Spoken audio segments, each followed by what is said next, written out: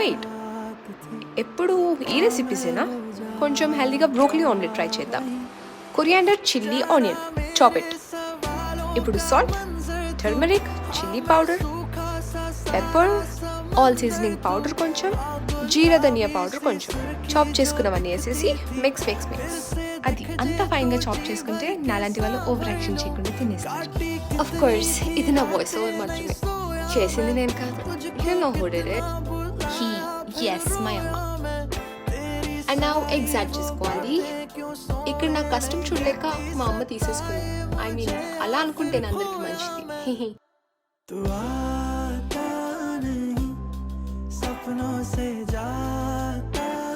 తినే చెప్తున్నా, లిటరలీ ఒక ఇటాలియన్ ఆమ్లెట్ లా ఉంది. I mean super. ఇంకేంటి చూస్తున్నావు? ట్రై చేయి.